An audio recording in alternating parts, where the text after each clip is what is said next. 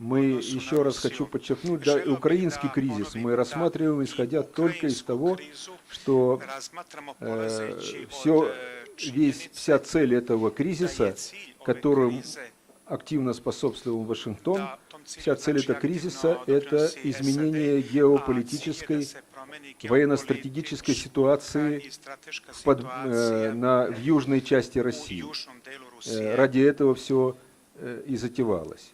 Поэтому наша внешняя политика, политика России до украинского кризиса, она напоминала политику пройти между каплями дождя.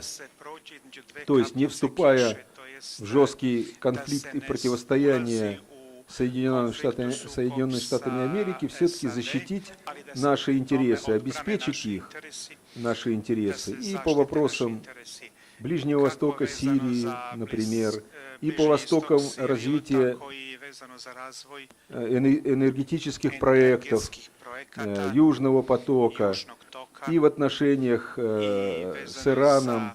То есть мы постоянно маневрировали, чтобы избежать прямой конфронтации, которая нам и невыгодна во всех отношениях.